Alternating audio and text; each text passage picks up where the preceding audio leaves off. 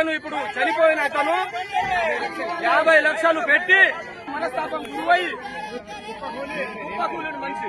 Friends, Mangli micro finance స్కామ్గా ఏదైతే విపరీతంగా చర్చలో ఉందో ఆ ఎంటైర్ ఇష్యూ మీద నేను ఒక పెద్ద ఇన్వెస్టిగేటివ్ స్టోరీ పోస్ట్ చేశాను. అందులో ఒక పోలీస్, ఒక డాక్టర్, వాళ్ళు కూడా బాధితులు. సో వాళ్ళు ఎక్స్ప్రెస్ చేసిన అతిపెద్ద భయం ఏదైతే ఉందో అది ఈరోజు నల్గొండ జిల్లాలో ఉండే ఈ తండాల్లో నిజమవుతోంది. ఇప్పటికే 7 మంది దాకా చనిపోయారు, హార్ట్ అటాక్లు, సూసైడ్లు చేసుకున్నారు. ఇప్పుడు తాజాగా ఇంకొక మరణం పలుగుతండ పక్కనుండే ఒక విలేజ్లో జరిగింది. బాధితులు ఇచ్చే అపోలు మొత్తం ఇంటి మీదకి వచ్చి గొడవ చేస్తుంటే మనస్తాపం గురై కుప్పకూలిన మనిషి. ఇది చాలా చాలా విషాదకరమైన ఇన్సిడెంట్. ఎందుకంటే ఆ ఊర్లలో దాదాపు 14 తండాల్లో వాళ్ళకి నిద్రాహారాలు లేవు, వాళ్ళని పట్టించుకునే వాళ్ళు లేరు.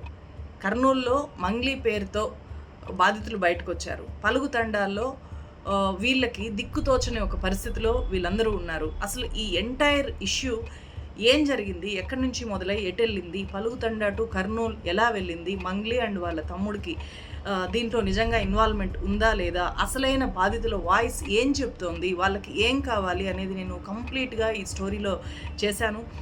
చూడకపోతే కనుక ఖచ్చితంగా చూడండి.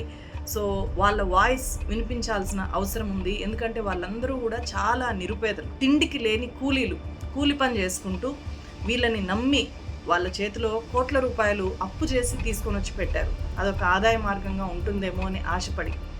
సో అలాంటి వాళ్ళు ఈరోజు దిక్కుతోచని స్థితిలో ఉన్నారు. వాళ్ళ బాధ అనేది ప్రభుత్వానికి తెలియాలి అండ్ వాళ్ళకి వీలైనంత త్వరగా న్యాయం జరగాలి. లేకపోతే అక్కడ చాలా శవాలు, చాలా విషాదాలు అక్కడ చూస్తాము అని చెప్పి స్వయంగా బాధితులు నాతో చెప్పారు. సో ఒకసారి కంప్లీట్ ఇన్ఫర్మేషన్ కోసం ఈ వీడియో చూడండి.